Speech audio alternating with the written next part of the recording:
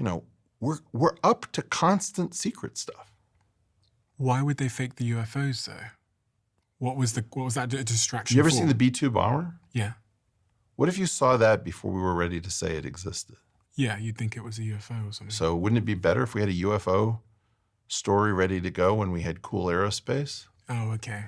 So you're saying they're working on something which they didn't want you to know. So What's more, what if we convinced China or Russia or Iran that we had incredible powers that they don't have? Then they might be very reluctant to strike us. Or they might waste a tremendous amount of money developing anti-gravity technology when there's no such thing. There are plenty of good reasons to fake such things. Why would we why would we plan an invasion of Norway if we weren't going to invade? But if that's a distraction technique, do you have any hypothesis as to what was going on there? But that's not my job. Okay. Because as soon as you do that, I know that the quality of my guessing is not going to be at the quality of my detecting when we're up to bullshit.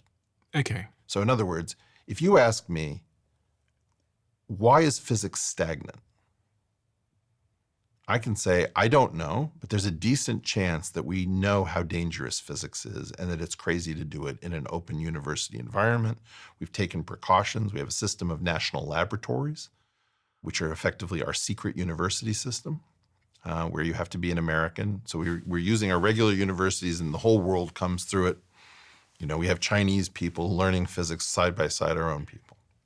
And I guess you're saying that you don't know if UFOs exist, but you're sure now that they were faking the sightings. I am absolutely positive that we have unacknowledged programs that have UFO written on the side of them.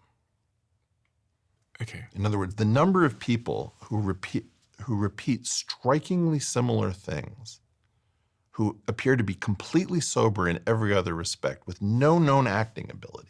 There is no way in the world that these people just spontaneously have decided to destroy their sanity, their career, and their reputation. I've got you. At a minimum, we're faking.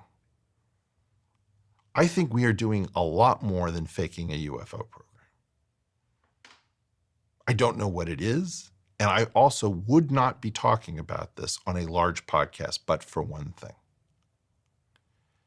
I have a particular hatred for one aspect of our intelligence community. And I don't mean that I disagree or don't like or I'm not uncomfortable.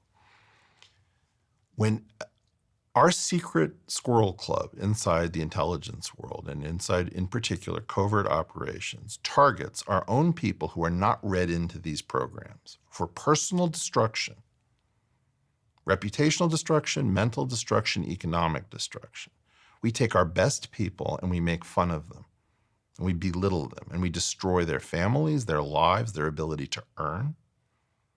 I have a very strong sense that you never destroy your best people. Do you think you're under attack? Let me talk about Leo Szilard instead. Leo Szilard is the father of the Manhattan Project. Which was where the nuclear bomb was created. That's right. He was not allowed to go inside the Manhattan Project because they didn't trust him. He was a genius. He was the idea for the Manhattan Project. He and Einstein made sure that it happened. The government barely trusted Oppenheimer, if you saw the film. What they did with Leo Szilard was they minded him. They knew how good he was. They knew how important he was. They listened to him, and they didn't destroy him. He undoubtedly knew that the program was going on, but he wasn't allowed inside the program.